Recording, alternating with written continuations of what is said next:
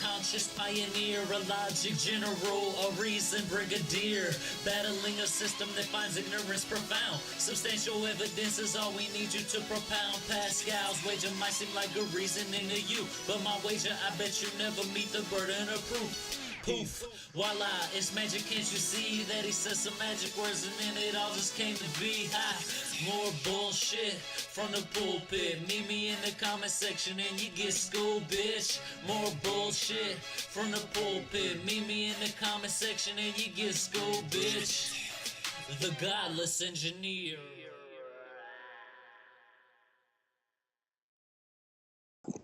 This is Matt with Miami Valley Skeptics.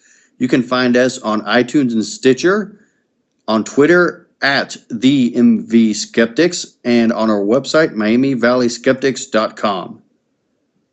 Hi guys, I'm the Godless Engineer, and tonight we are joined by Matt Kovacs of the Miami Valley Skeptics. Yes. That's it. All right, awesome. Now, if you guys don't know Matt, he recently had an interesting intersection with a well-known internet pastor that I've been known to take on a couple times. Normally drunk, because that's really the only way that you can escape that without getting brain damage. Now, we're going to get into that a little bit later. First, we want to focus on Matt a little bit, hear his story, his background, and you know, just get to know him. So, hi, Matt. How are you doing tonight? I'm doing wonderful. Thanks for having me on, John. Oh, yeah. I really love having you on and getting to know more people in the movement. So, now, why don't you tell us a little bit about yourself, starting like, what's your religion? Do you have a religious background or Yeah. no faith? Go ahead. Well, right now, I consider myself an atheist, which is why we're talking, I assume. I was raised Baptist. My parents were Baptist. I was raised in a Baptist church, the whole 5-point Calvinist, predestination and all that good stuff. I wasn't baptized until I was 18, so I was baptized pretty late in life. But I was homeschooled for most of my life. I used the ACE curriculum, if anyone's out there familiar with that. In essence, the ACE curriculum were obviously creationist curriculum, but they also took it a step further and talked about dragons, evidence for dinosaurs, and even the Loch Ness Monster being evidence that dinosaurs and man lived together. And as of 2 years ago, I got a copy on one of their textbooks, and it's still in there, so yay for them. They're still arguing the Loch Ness Monster is evidence dinosaurs and man lived together. But, so yeah, I was raised Baptist. I went to college. I went to Ohio State University, which is a secular university. And it was while I was there, I took an astronomy class. In the astronomy class, going into it, I was a 6,000-year-old creationist because that's what I was brought up. Evolutionists are crazy. Evolutionists just make up stuff because they hate God. The one thing I took away from this astronomy class is scientists aren't just making up random numbers. When they say 4.5 billion years, when they say 14 billion years, they're not just making it up. There's a specific reason they say that number. They have data. That struck me as unique to my position because I didn't accept that. I assumed they just made shit up as they went along. So leaving the astronomy class, I realized, okay, they're not evil liars. They actually have a good reason for believing what they believe. And then I worked, after my first year of college, I worked over summer at a Christian camp. I did video work for the Christian camp. I did grounds work, mowed the lawn, all that fun, hard physical labor. I was working probably 100 hours a week in the sun. So I worked at a Christian camp for a summer, went back to college, came back and worked at a Christian camp and stayed there full time. So I was on full-time staff with a Christian camp for about 2.5 years. And it was while I was on, this wasn't like a summer camp, it was a year-round camp. They had a retreat center, they did winter retreats, they rented the facilities out to churches. So this was a full year-round camp. So I worked there full-time. I lived on the camp. And it was while I was there, things started not to make as much sense as they should have made. I remember reading the Bible, one of the Gospels, and I'm going to get the Gospels wrong, and your audience is probably going to correct me. When Jesus calls John, and calls John on the boat and says, "Come with me, I'll make you fishers of men." John leaves the boat, goes back home, and gets James, who was at home, and then says, "James, let's go find Jesus," blah, blah, blah, and they find Jesus giving a sermon. The other Gospel, John and James are on the same boat together. Jesus calls John and James, and it's very clearly says in the text, John and James were together on the same boat, and they both left to follow Jesus, left their nets behind to follow Jesus. This was the first time it struck me, two things in the Bible, both of them can't be accurate. Both of these events cannot be historically accurate. One of them is wrong. It's just plain as day. One has John with James, one has James at home, and I'm thinking, holy shit, I found a contradiction in the Bible. I was so excited. I go tell my girlfriend at the time, like immediately, I leave my office, find my girlfriend, and tell her, look at this. It's a contradiction. I mean, her reaction was like, okay, good for you. But to me, I'm like, this means everything. No one's ever noticed this before. And I tell the pastor of the church I'm attending, and he kind of tells me, well, it's not that big a deal. Just two people interpreting the events differently. Well, that didn't do it for me. There's got to be more to it. So I start reading more into it. Then I realize, wait a minute. Mark, Matthew, and Luke have Jesus dying on a different day than John. You know, John has him dying on a Thursday. Matthew, Mark, Luke have him dying on a Friday. Which one is it? It both can't be historically accurate. And the more I dig into just the Gospels, I realize everything we know about Jesus is hearsay. So this doubt starts building in me, At the same time, I'm working at a Christian camp. I'm involved in the Christian ministry, witnessing to children, witnessing to adults, witnessing to teenagers, fully bought into, this is my career, this is my job, what do I do? Because now I'm starting to realize I can't say the Bible is historically accurate. It's full of errors, clearly. And I would kind of casually bring it up to some of my Christian friends, kind of feel around for it, and they started to get uncomfortable. And then I started reading books about evolution. I went to see, this was around the time of the Ben Stein movie. Oh, hell, what's the name of that Ben Stein movie? Expelled. Yeah, it was right around the time of Expelled. And I went to see that, and even not fully bought into the evolution, what I would call the evolution controversy, I still realized Ben Stein's being pretty dishonest in this movie. It bothered me. So I have to come to a point in my life where everything I thought I knew was true, all of my friends, my entire social circle, they're all wrong. Everything I thought I knew about the Bible was wrong. It's not without error. It's got so many contradictions, just the Gospels alone. And then the more I read about astronomy, the age of the earth, why do we think evolution is the most reasonable answer to the origin of species? What does a scientific theory mean? That was a huge one to me when I realized, I was probably about 21 years old. Scientific theory doesn't mean a fact. It means it's the most reasonable explanation we have. And when I try to explain this to my Christian friends, they're starting to get the hint. He's leaning this way, not this way anymore. So eventually, as I'm working at the camp, I come to the conclusion I'm an atheist. I don't think this God exists. I'm not willing to say no God exists, but I'm fairly confident this God of the Bible doesn't exist. And here I am working at a camp meant to spread the message of this God. So I'm at a crossroads. Do I leave? Do I stay? What do I do?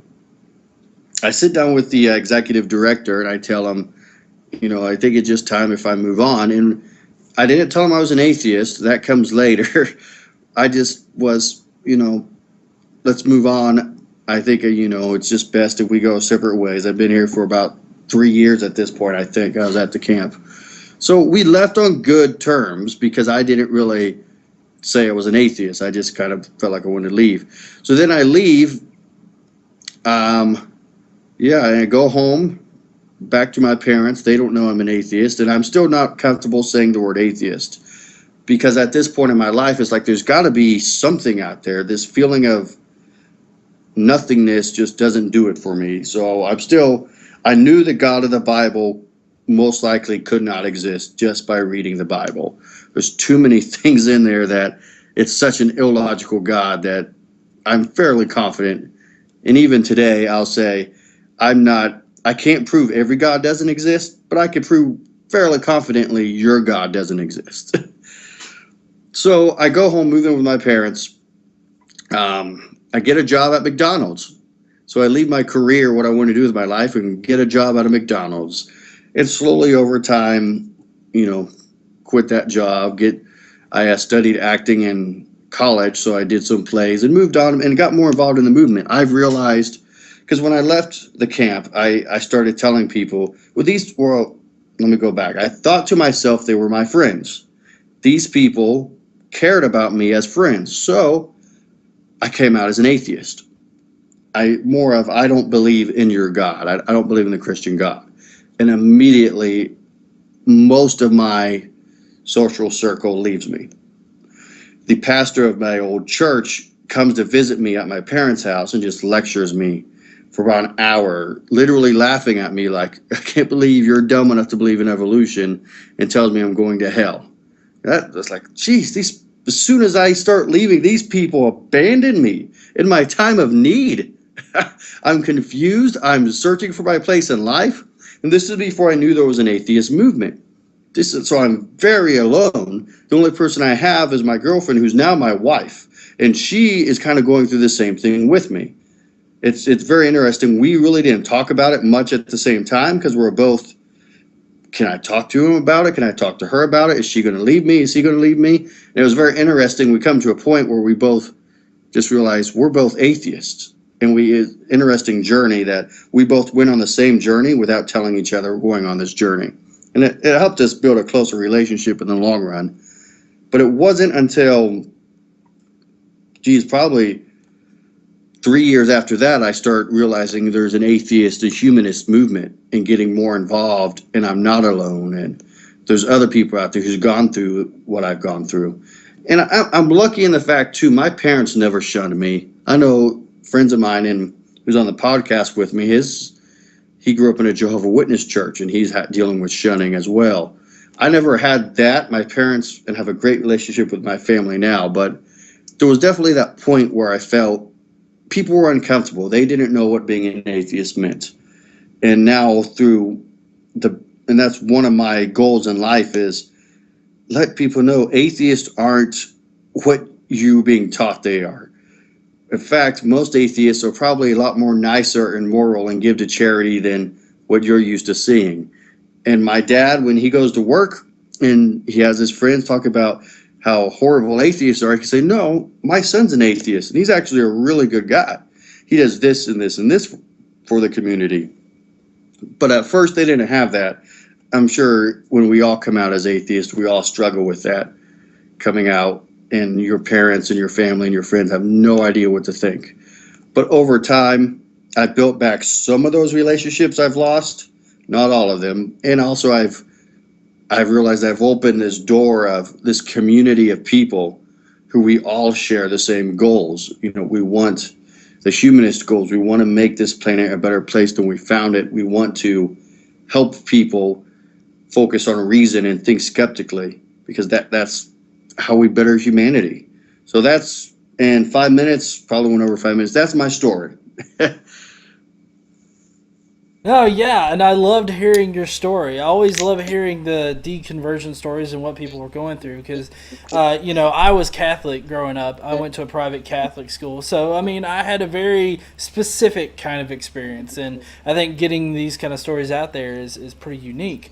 Like when you were in the faith, did you do anything or experience anything that was kind of unique? Because I know that you said that you were part of that camp that was year round. I'm kind of curious if you experienced anything like maybe in your time there or just in general while you were active in the church.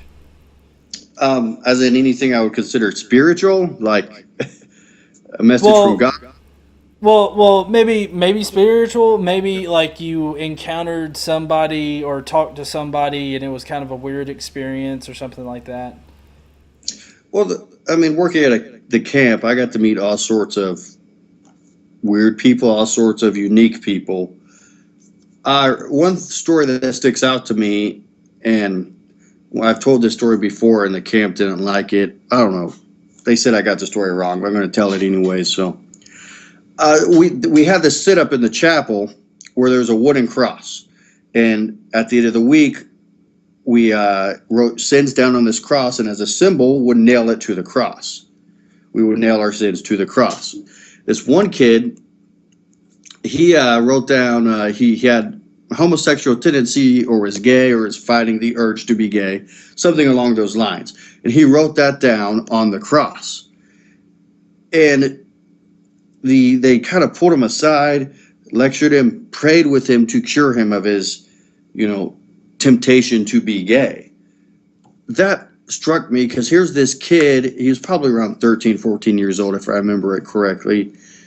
And they're telling him what you're naturally feeling and what he's always probably going to feel from 13 until the end of his life is wrong.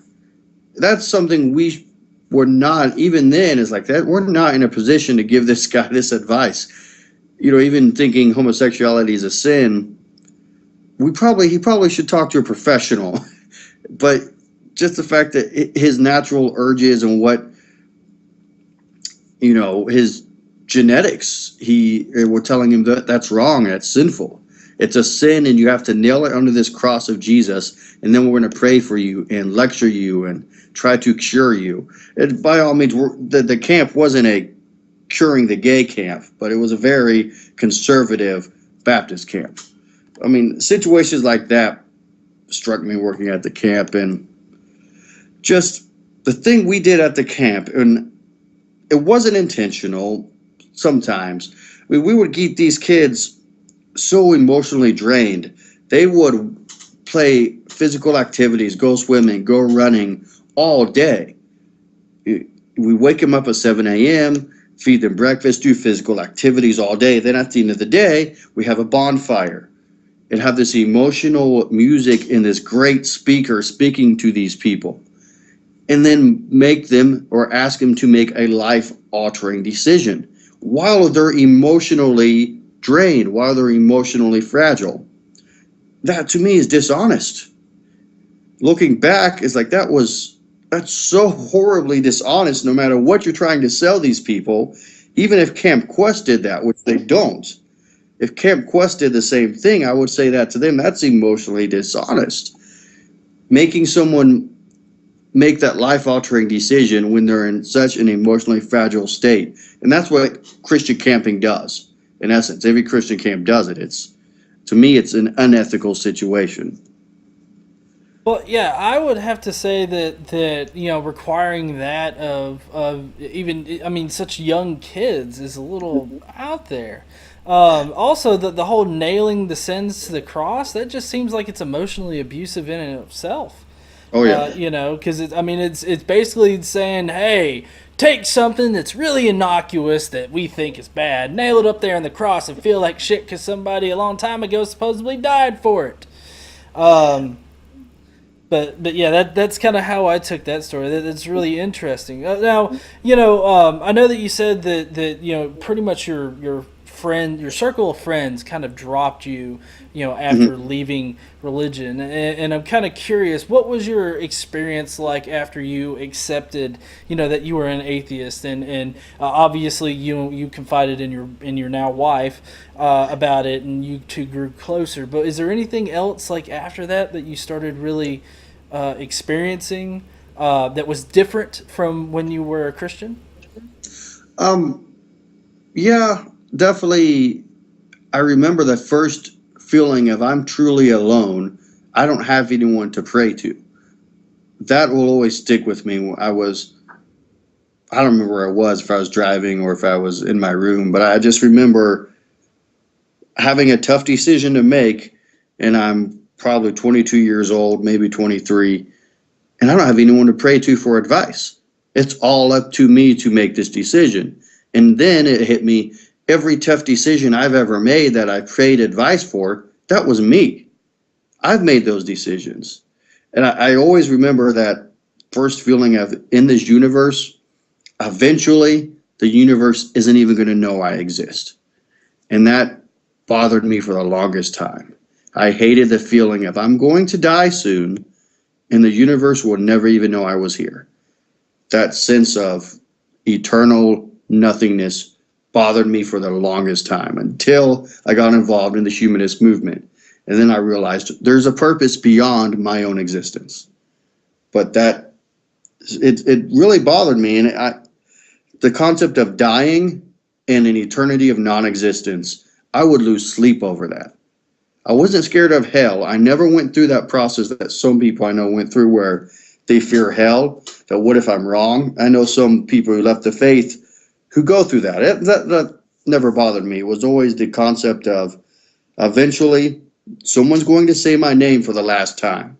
And then after that, it's like I didn't even exist. How can I stop this from happening?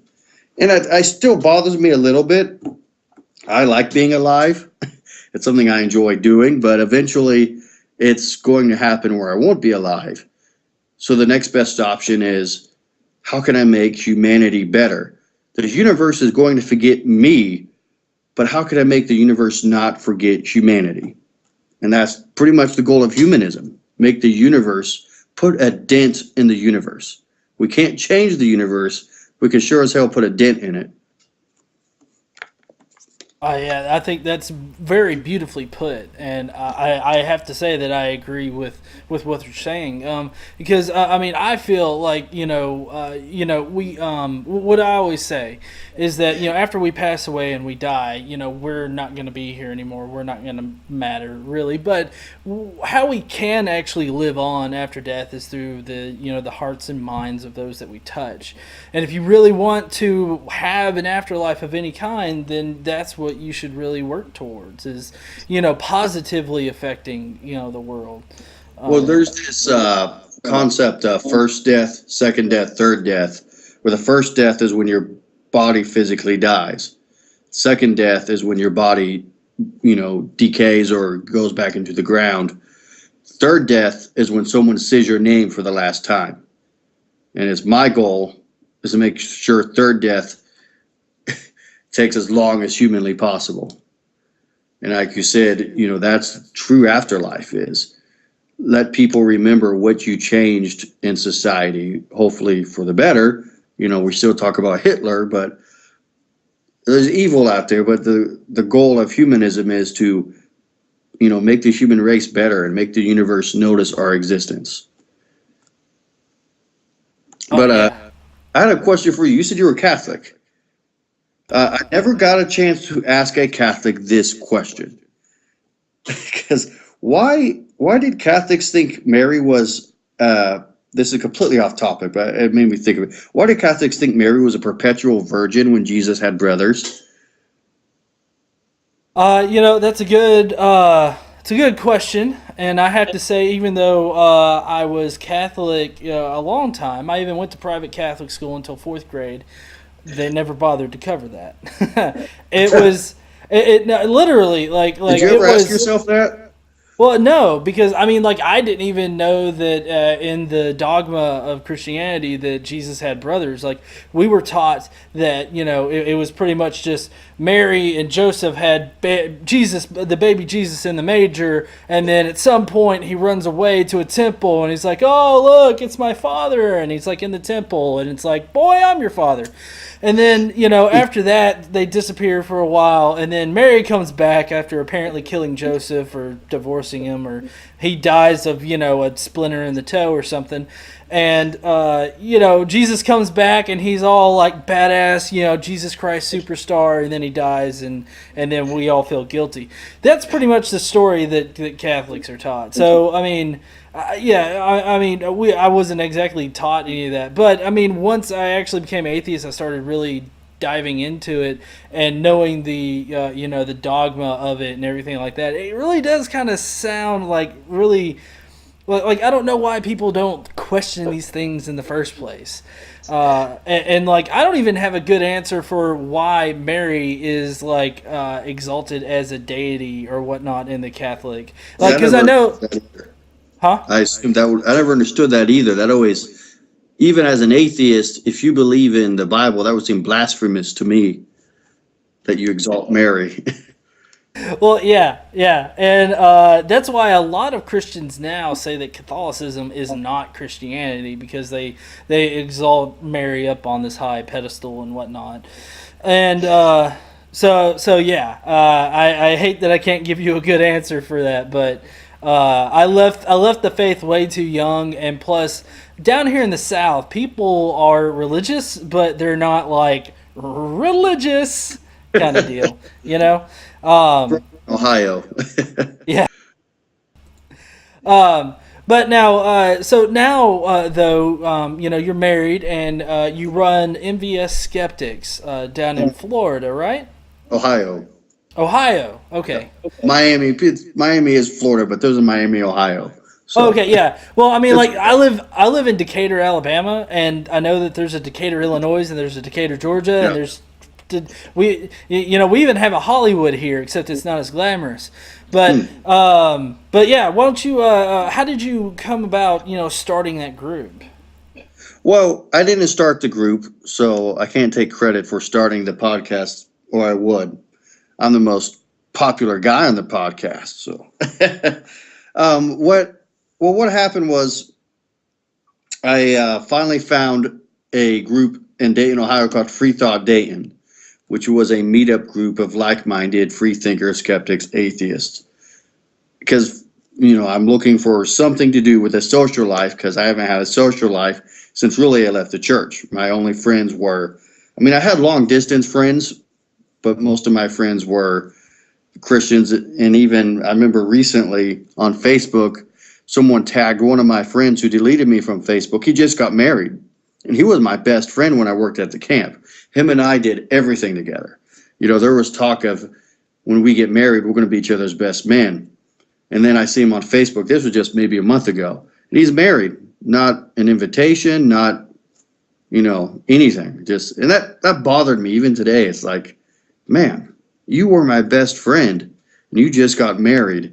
I sent him an invitation to my wedding. He didn't show up, but he got an invitation. So I still, even today when I see that, you could call it shunning, call it whatever you want. That still bothers me, but I joined Free Thought Dayton because of I was longing for that sense of community. And when I joined that group, this guy was starting a podcast called Miami Valley Skeptics.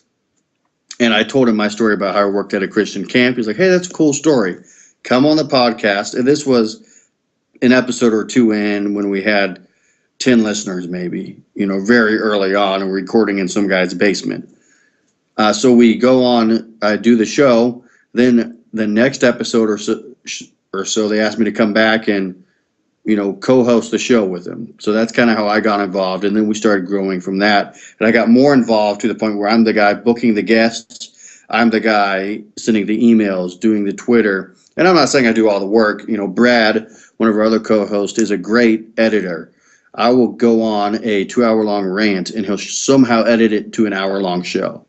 So I always say he's an amazing editor. So I don't do all the work. I mainly do booking the guest, the public appearance type stuff, if you call them that. I'll do the road interviews when I have to go to someone out of state or Cincinnati River and do the interviews.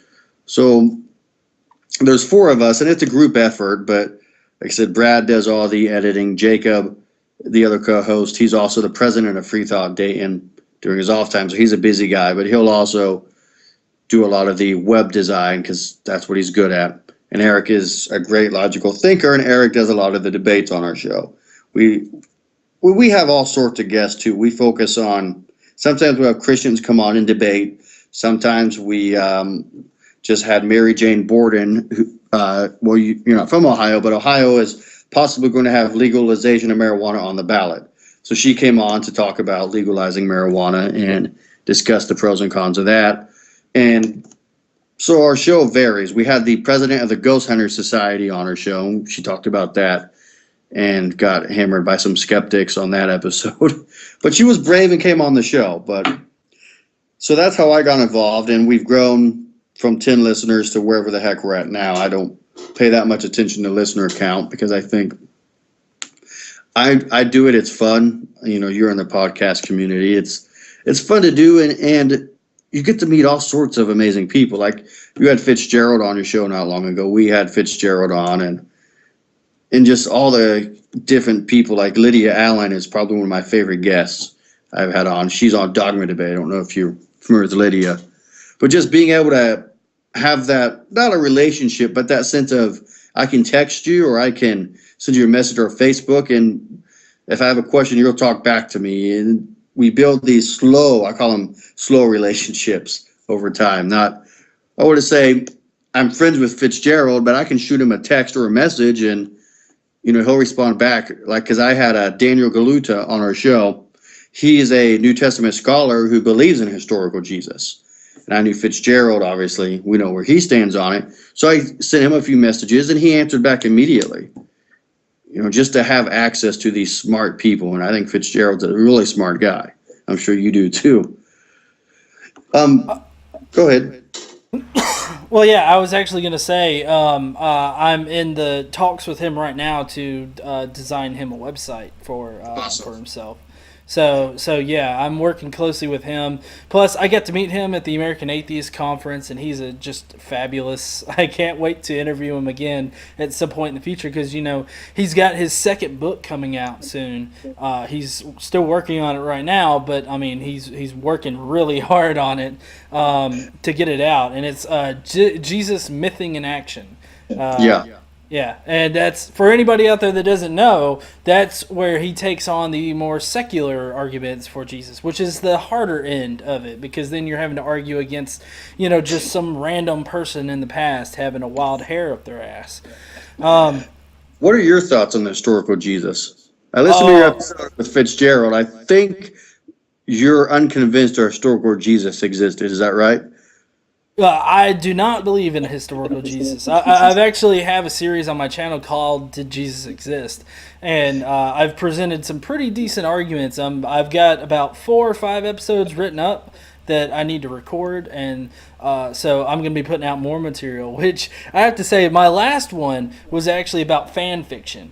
Around the time, there was a lot of different lores or whatnot about Jesus going around. One in particular, for those of you that don't feel like going and watching me rant about it on the video, was he pulled a woman out of his side, raped her right in front of Mary, and then ate his cum. And he ate the jizz, right? Yes. He ate his own jizz, I think.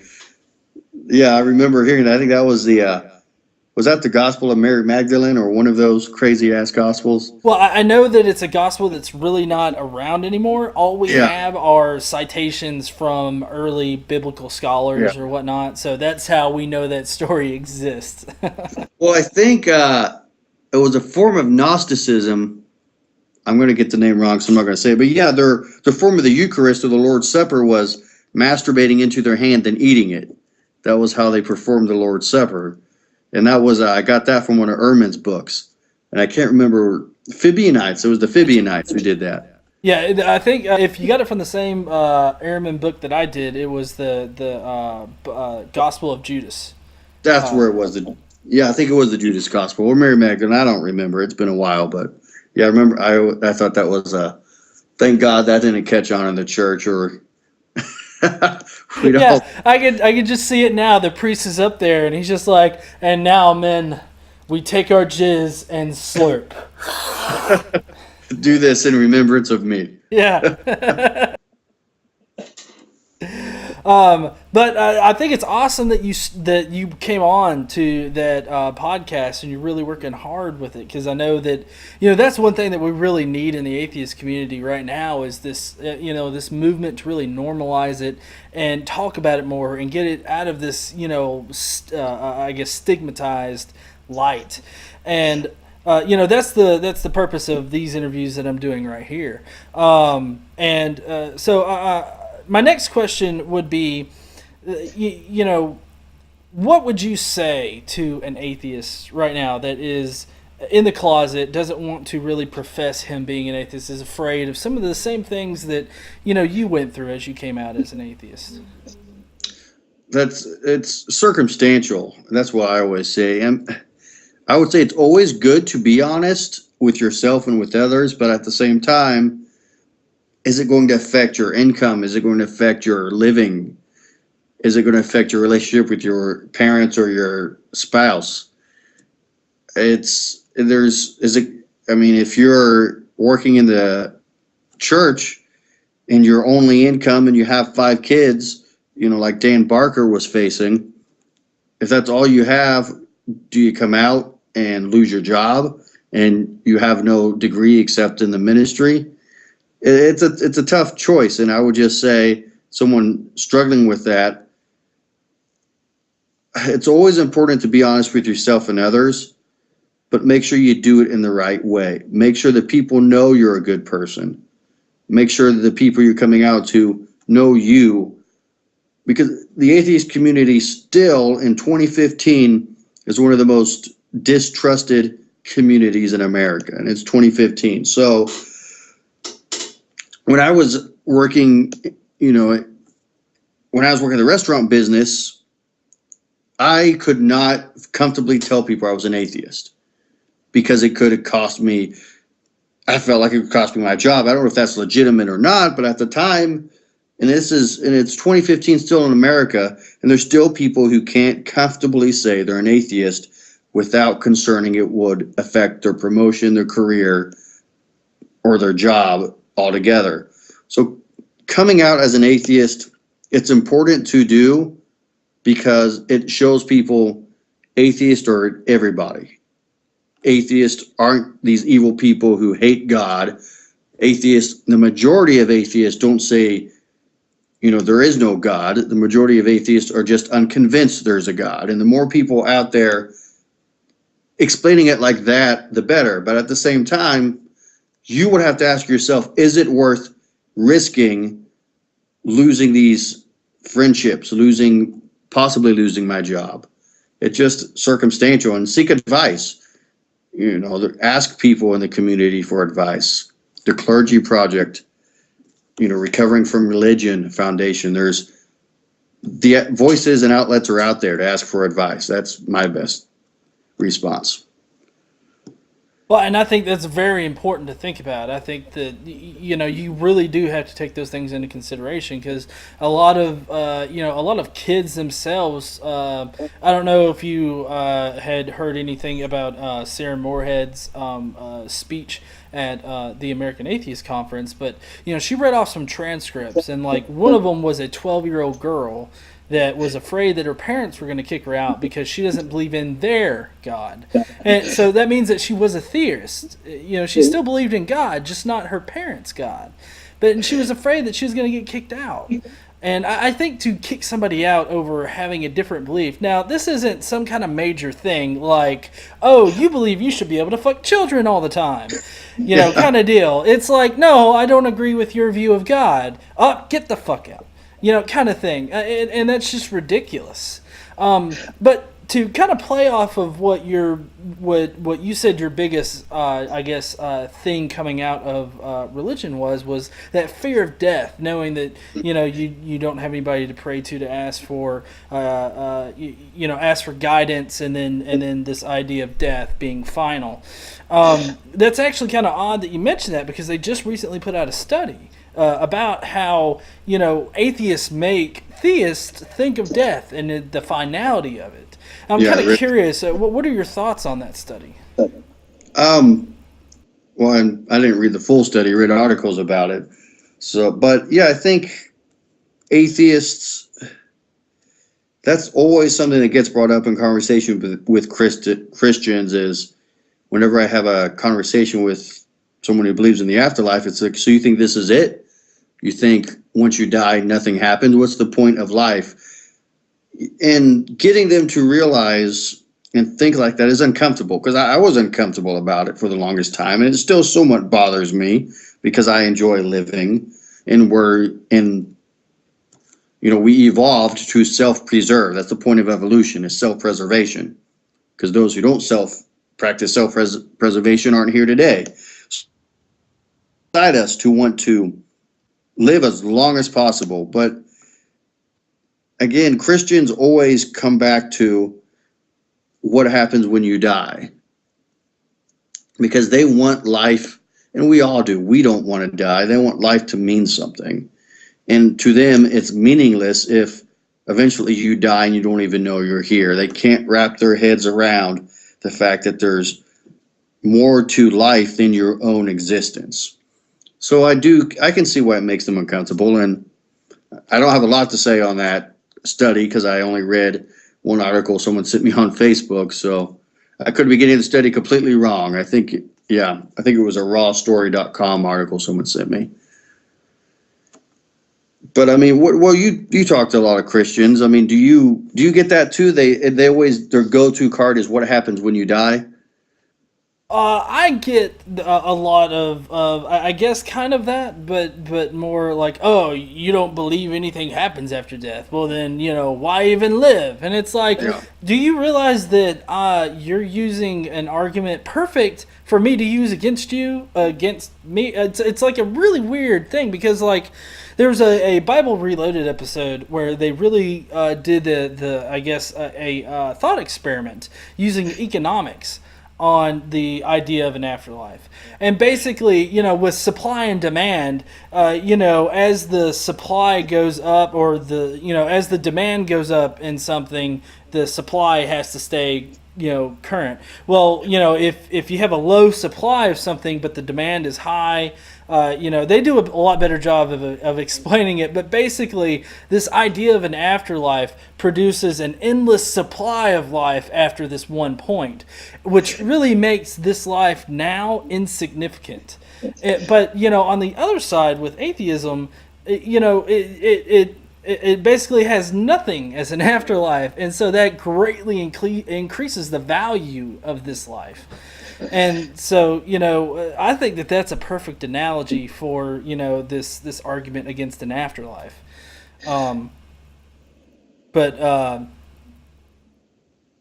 Okay, I'm back on track. I agree with you that, eternity is a long fucking time. I mean, I don't think Christians fully understand how long eternity is. And if we have an eternity of life after this life is nothing.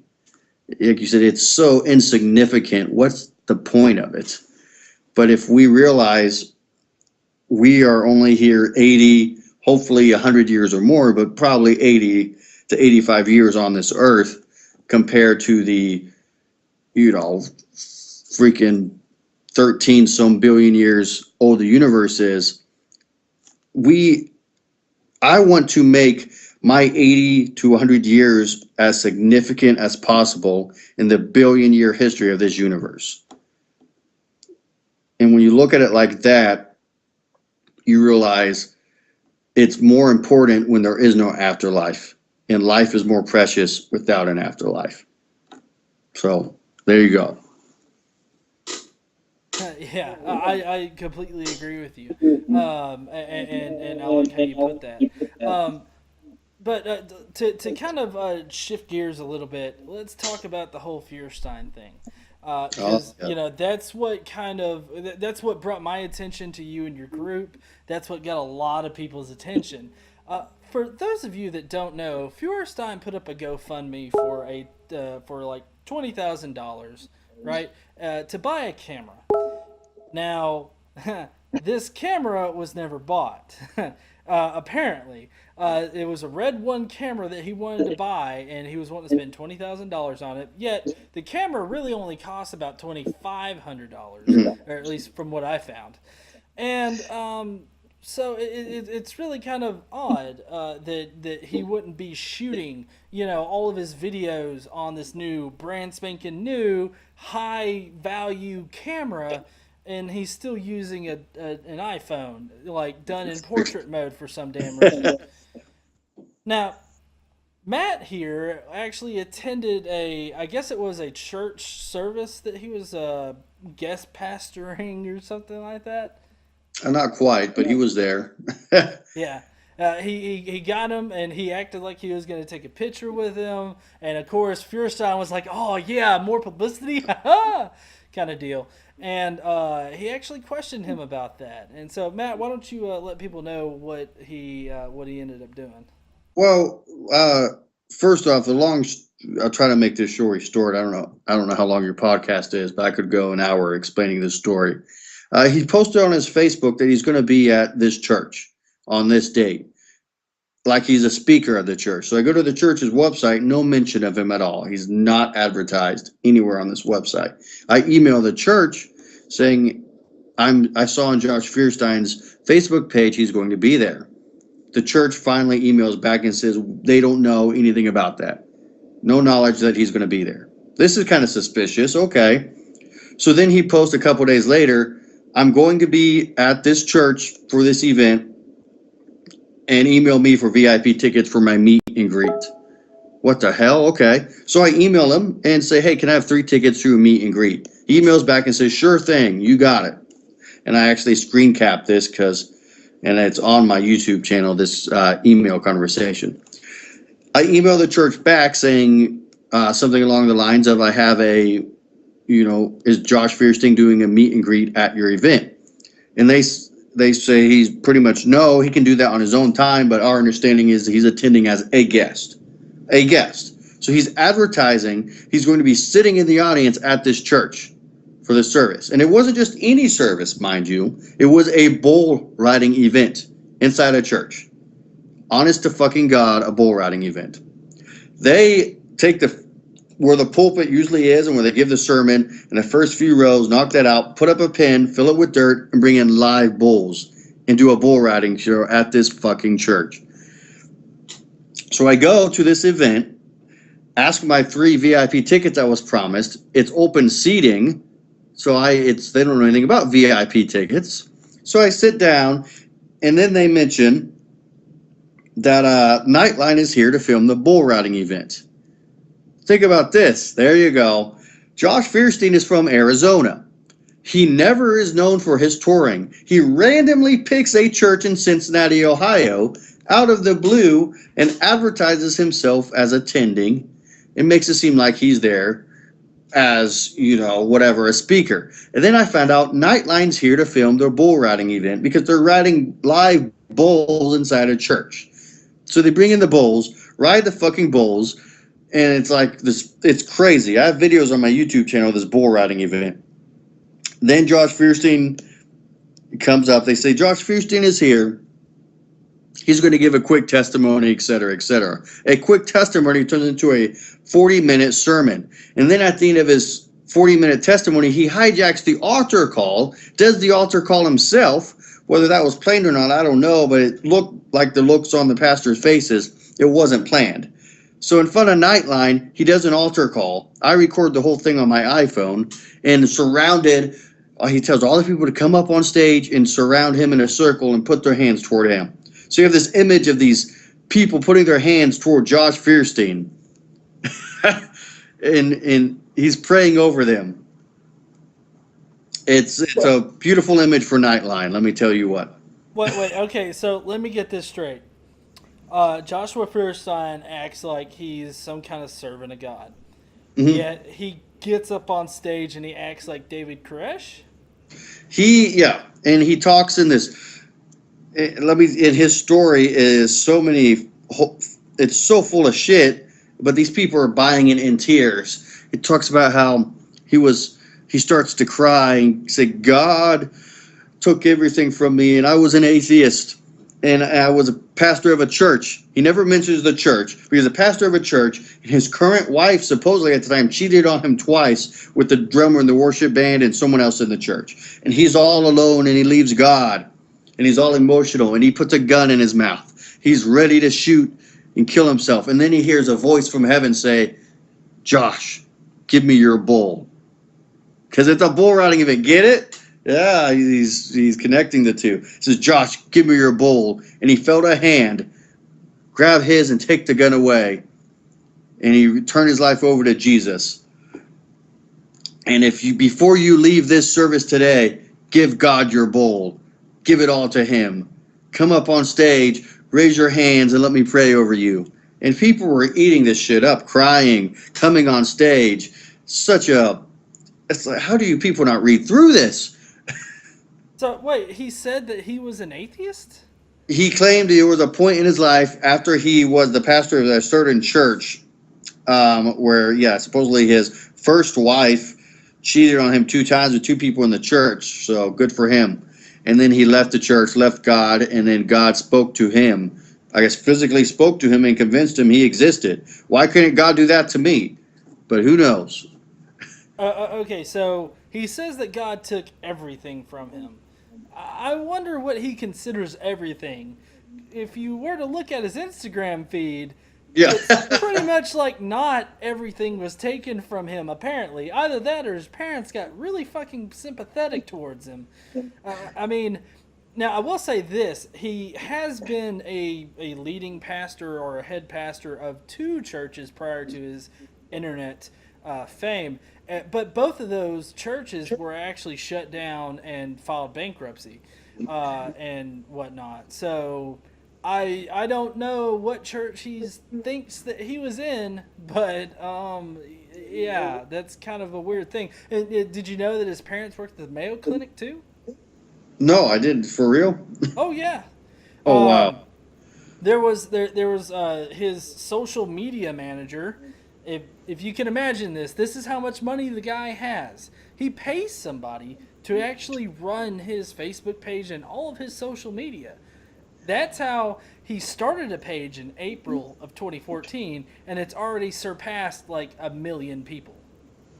Basically, he's able to pump money into it and actually get like his message out there. And he pumps a lot of money into his Facebook page. Wow. And then he gets people to give him money. No, he doesn't just get people to give him money, dude. He gets people to be like, "Oh, you are Jesus, but not really. But you should see, yeah." And he's such a narcissist. He invites himself to this church uninvited, and puts on his Facebook page that a poster of him in the church. Josh Fierstein at Solid Rock Church, this date, this time. Invites himself, hijacks the altar call for the church. It's such a narcissist. So, but anyways, after the event, he claims he's going to have his meet and greet. So, okay, the whole time I'm taking notes. I sit in the back row because I'm taking notes on my iPad, kind of the event, some of the stuff they said, and they said some crazy stuff during this event. Let me pull up my notes here. Read you some of the stuff directly from the pastor's mouth and Fierstein's mouth. You're going to love some of this. All right, here we go. Oh, yeah, the offering. The pastor, it's a female pastor, Pastor Bishop, who is probably wearing a $500 dress, and says, God gave his life for you. The least you can do is give money to his church. Fucking guilt trip, huh? Come on. God damn. He died for you. Look, guys, he died for you. The least you can do is cough up all your money. I mean, come on. Well, okay, not all your money, just 10%. Yeah, and givers never run out of anything to give. They just don't want to keep giving. Oh, okay, what? Talk about this. This is just filled with guilt, isn't it? This is just a bunch of toxic, guilty shame being pushed on these people. Well, this church is huge. It's got a freaking 800-foot tall Jesus statue on its front lawn. Isn't there something in the Bible about not making graven images? I mean, I think isn't that like one of the 10 Commandments? No, maybe not. I don't know. And they ended the sermon with this. This church service with this. If you walk out without accepting Jesus, your blood is on your hands, not ours. Heed our warning. Heed our warning? Well, is there like a gunman out there ready to just be like, did you accept Jesus? Oh, you didn't, did you? Whatever happens on your hands. It's not my fault. So they do their whole wonderful rock concert church service where the prayer was clearly scripted. She was reading a script off her podium with her eyes open and the music slowly playing in the background, building to a climax, and boom, people applaud at the end of the prayer. It's like, what the fuck? So they do the meet and greet, and there's a pretty long line. I'm lucky to get, because I knew it was coming. And the whole sermon I'm thinking, or the whole service I'm thinking, I'm going to get like one or two questions before they realize I'm not here to give this guy a hug. He's going to find out pretty damn quick. So it's like, what's the first question I want to ask? I could beat him up over the whole let me destroy evolution in 3 minutes type video, but it's not that important. No, the most important thing is, where the hell's the money for the camera, Josh? Where's the camera? So I want to ask about the camera. I finally get up there, and in the video, my friend, I say, hey, can I get a picture? And of course, Fierstein's giving pictures, talking to people, giving hugs. Then I in a non-confrontational way, purposely non-confrontational, because I want to be sure I'm not going to give off any suspicion, which I think there was some suspicion, because when I was during the service, when I was typing on my iPad and taking video with my iPhone, there was like a usher standing behind me. You could clearly see what I was typing on my iPad and putting weird quotes about what they would say. So I go up there and I ask Josh Fierstein about the $30,000 camera, and immediately his body language changes. He's visibly uncomfortable with the question. You saw the video. And my first thought is, what if I'm one of the people who donated to you? Why would you immediately be hostile to someone asking, how's the camera? I didn't say, did you steal the money? I didn't say, hey, you're dishonest. I didn't say you're a douchebag. Or I didn't even ask him about his $500 watch he happened to be wearing. It was, how's the ministry? Hey, whatever happened to that camera? Did you buy it with the money? Very polite. And he clearly got uncomfortable. He hurried along the conversation. He says he bought a Canon 5D camera, which is mainly for still photography. I mean, it can take video, but they're usually still photography cameras. And the top of the line Canon 5D is $2,500, the most expensive you can find. So it's nowhere near the 20 to 30K he was supposedly raising. And then he mumbles something about, I was talking to Nightline guys for advice, and then like someone calls his name, and he's like, okay, see you later. And the ushers are kind of like waving me, all right, we could tell this is not where he wants to go.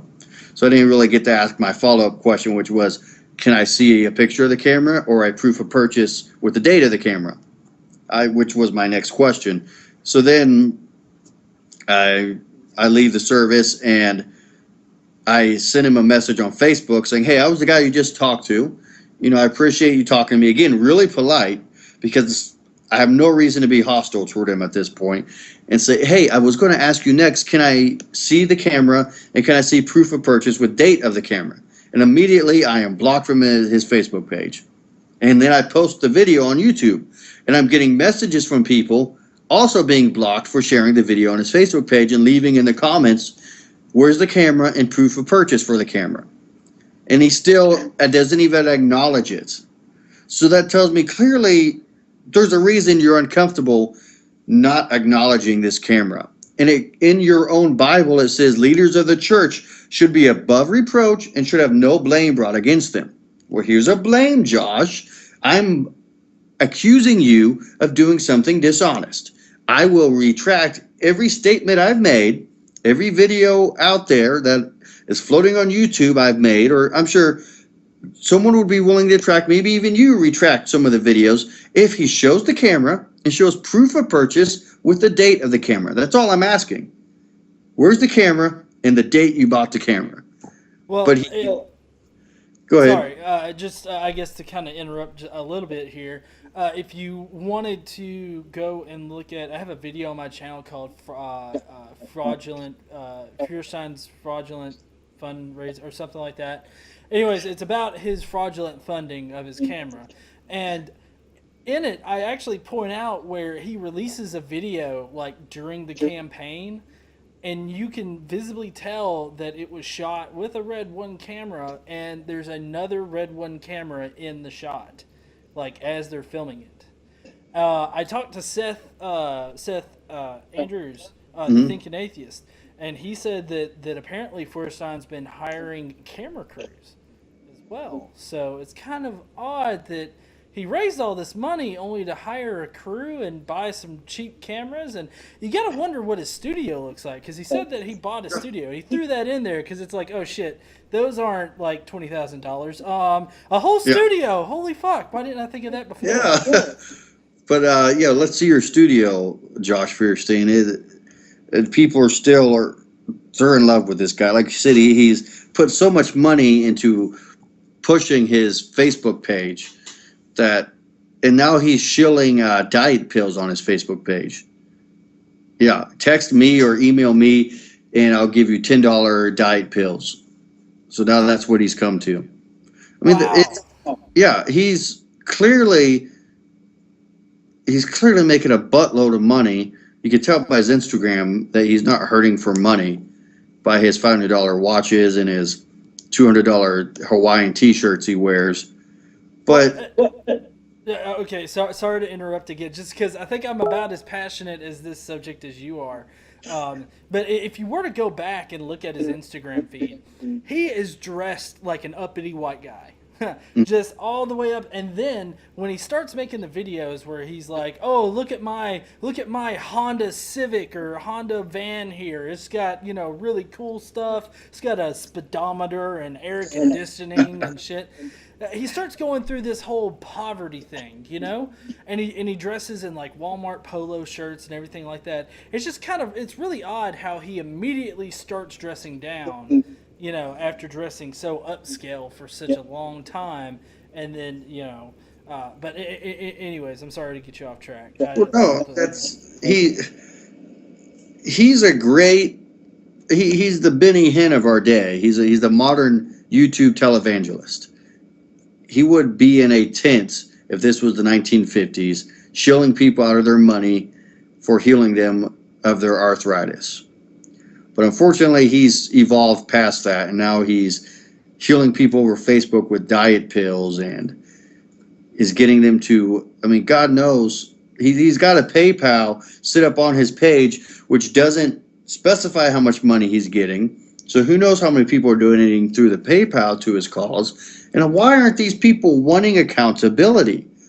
If I gave someone money, like I donated to a GoFundMe page for Stephanie, who's being sued by this faith healer, I want accountability.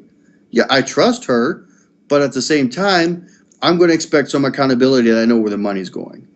These people donating to this guy seem like they don't even care. One person said, even if he didn't buy the camera, which I don't think he did, he clearly used the money for something else in the ministry. We know that because he's a man of God. Come on! Really? So he clearly said he bought a camera. But so you admit he didn't buy the camera, but he just used the money for something else in the ministry. Yeah. I think what I actually think happened with this whole GoFundMe thing and everything like that was, he was pretty much conning people out of money, trying to get them to give him money for some reason. I'm fairly certain, like 90% certain, that he gets like an allowance from his parents. And because he lives in his parents' house. That's the house that he lives in. That I don't know if you remember seeing the videos of him in a house or jumping into the pool for the ice bucket challenge thing. That's actually his parents' house. His parents own multiple houses. They just kind of pulled it off the rack and was like, "Hey, here you go, Josh." As you can tell, I've done a lot of research into this. I've got a few people that are really good at finding shit out. But anyway, so that is just an amazing story, I have to say, of him, coming up on stage and just being like, coming in with like a wrecking ball and being like, "I'm taking this shit over. You're not worshiping God right. I'm gonna do it right. I'm gonna get these people to worship me. God. I'm gonna get them to worship God." That's God. Well, the unique thing is during his whole sermon, he didn't mention one Bible verse. It was all about his life and how bad his life was and how he overcame adversity. Oh, Oh, so he's a motivational speaker. I get Yeah, it. yes. But he had God talk to him, and God took the gun out of his hand because he was so close to suicide. And then that, so Oh man. yeah, But his whole stick is about him and his life. And like I said, most pastors will at least say a Bible verse or two, but he didn't even have a Bible on stage with him. well, I mean, come on. To be honest, I'm surprised he let a woman introduce him or even lead it or whatnot. Um, and to kind of play off of the Feuerstein thing, I'm wondering how do you feel about his whole stunt calling the bakery in Florida? It was a stunt, and he deserves to be prosecuted if he broke the law. I know I want him to be prosecuted because I think he's a con artist. So, but if he didn't break the law is the law. But if he broke the law, God damn it, prosecute that guy. If I was those bakers, I would sue him and sue him for every penny his parents are worth. Well, now the just to be specific about it, because I looked into it a little bit.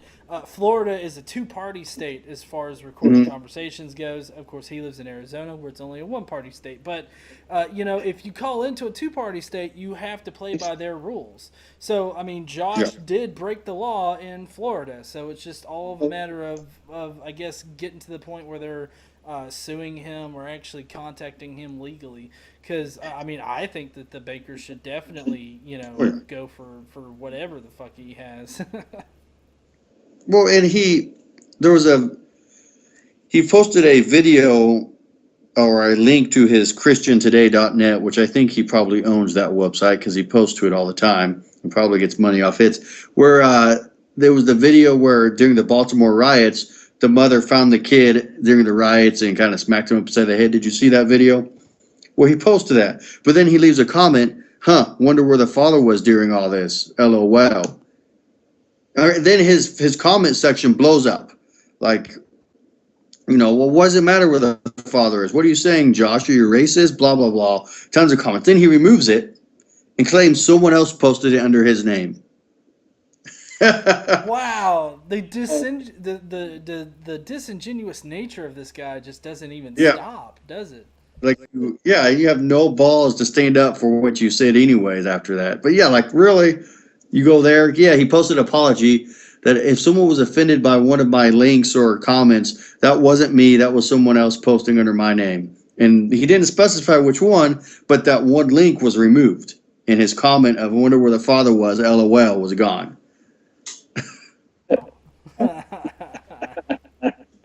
Oh man! So to kind of move off of the Feuerstein thing, I'm kind of curious. What do you have going on this year, either with the podcast or you personally? Well, we're going to be at the Kentucky Free Thought Convention at the end of May. After that, we're going to go to the Secular Student Alliance Convention in the middle of July. We're going to be broadcasting from those two events. Those are really the only two conventions right now we have lined up. I'm excited about the Kentucky Free Thought Convention because Matt Dillahunty is going to attempt to, in his busy schedule, give us some of his time. I know he's a busy guy, but he's going to try to stop by and do a show with us. And at the Secular Student Alliance, that's going to be pretty fun. That's a 3-day event. We'll be broadcasting on the second day there. So that's exciting. That's in Columbus, Ohio.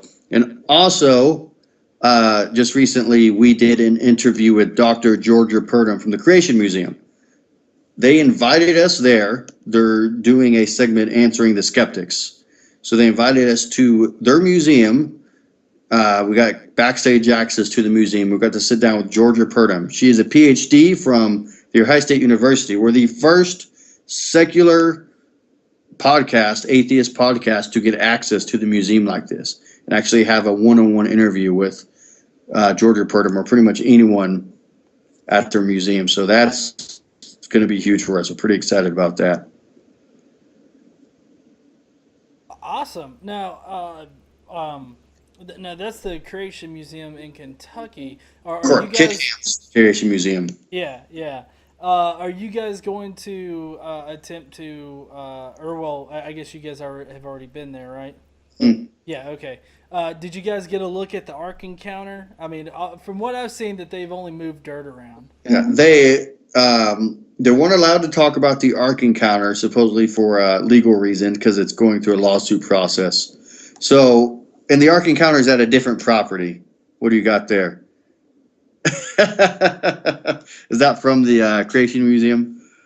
It's Ken Ham's coloring book, basically. Yeah. Well, I mean, Ken Ham wasn't there when we interviewed, but I probably could have got Ken Ham, but I wanted Ken. Anyone could beat up Ken Ham. I wanted to talk to someone with a legitimate PhD from a legitimate university. She has a PhD in molecular genetics from Ohio State, so it's not a Christian college. And I wanted someone like that who buys into this stuff and kind of figure out what convinces you. You're obviously an intelligent person. Why on earth do you think there's no evidence for evolution? And that's why I wanted Purdom. I mean, like I said, if I really asked when we got invited, I probably could have talked to Ken Ham, but I already know Ken Ham's answers, and we know Ken Ham. Ken Ham probably doesn't believe half of what he says. Now, someone with a PhD, why is she working at the Creation Museum when she clearly is an intelligent person? So that's why we picked Georgia Purdom. Well, I'm kind of curious how you feel about one particular subject that I've run across with the Creation Museum, like website and I guess just their general organization. And considering you had been through that astronomy class, you might find this interesting. Have you heard of? Yeah. Well, have you heard of anisotropic syncropy convention? The what now? No. Oh, you're gonna love this, dude. Okay, so this is a way that they solve the whole starlight issue. With the creation and everything. How are there stars out there right now that are billions and billions of light years away, and there's only 6,000 years to the history of the universe. Well, how they explain it is that light travels infinitely fast towards the Earth. And then it travels really, really, really, really slow back to the star because apparently we don't know the one-way speed of light. And so, therefore, it is completely possible and more than likely probable that starlight travels instantly fast and then goes back slow, and then it averages out to be what we perceive as the speed of light. Is how they do it. And how they go about explaining it to, like, the layman is they use time zones.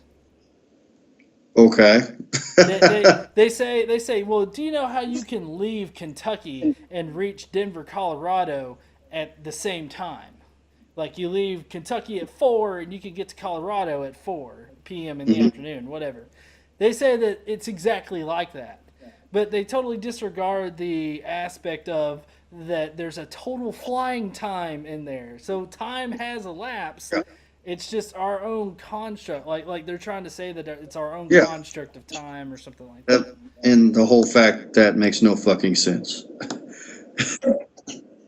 So this is what I always say. If you can prove that the speed of light moves faster than what we think the speed of light moves and that it's not a constant, you deserve a Nobel Prize. You just revolutionized everything we know about physics, about relativity, about astronomy.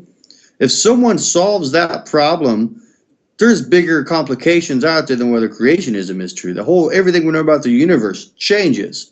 That's why that's my first go-to with creationist is, do you think relativity is most likely true? Well, yes.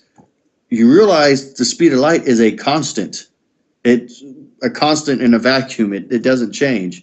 So our universe is not static. We see a supernova occurring 50 million light years away. When did that star explode? 50 million years ago or 6,000 years ago?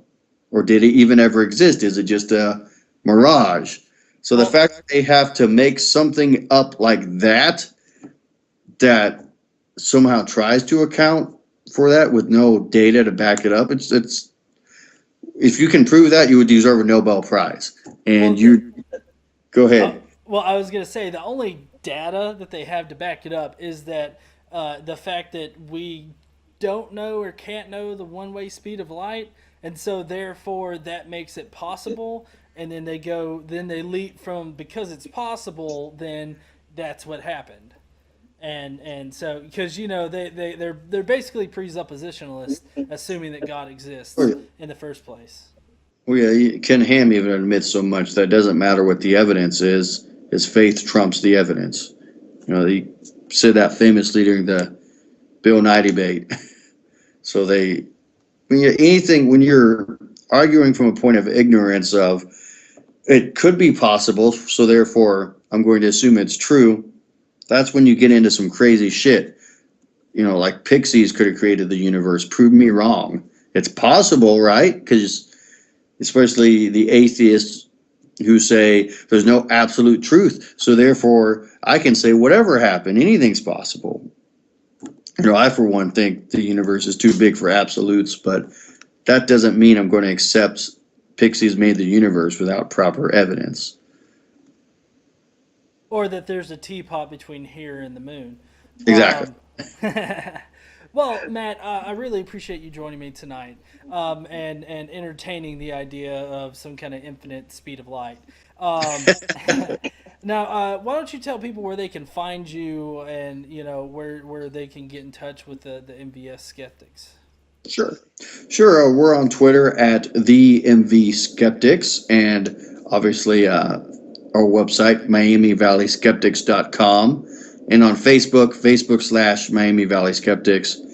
Our shows are always on iTunes and Stitcher. We drop every Monday, and our next episode on May 18th is going to be Dr. Georgia Purdom from the Creation Museum. So that's going to be a can't miss episode. Or Answers in Genesis. Creation Museum is actually going to answer the tough questions from the skeptics, and I hope I did you all justice when I had the opportunity to interview her, and I got to ask her the questions you all wanted to ask her. So, well, I know I, for one, am definitely going to be tuning into not only that episode, but all future episodes. Everybody watching, you can find the links down below. I highly suggest you going, giving them a like on Facebook, following them on Twitter, as well as Stitcher, iTunes, wherever else you can actually follow them at. Be stalkers about it. We love that kind of shit.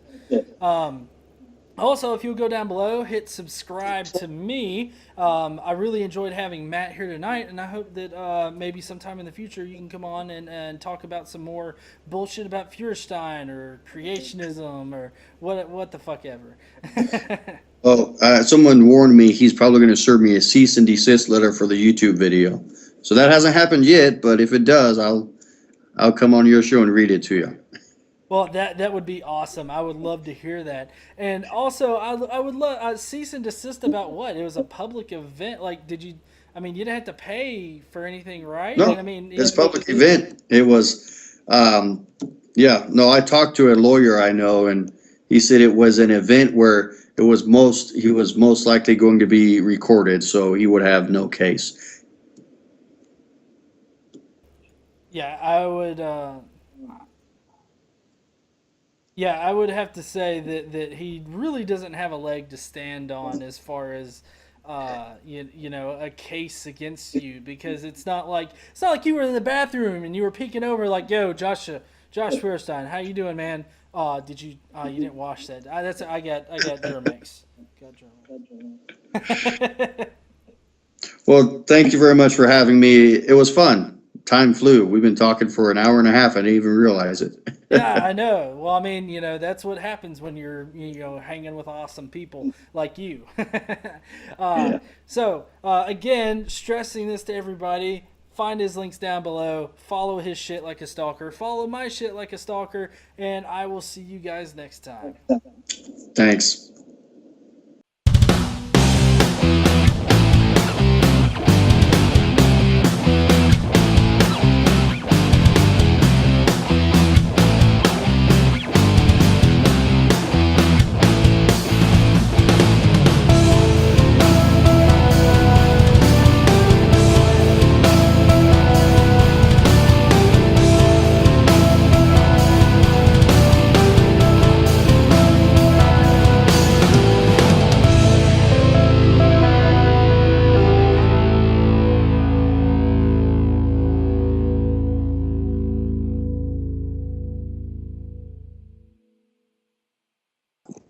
This is Matt with Miami Valley Skeptics.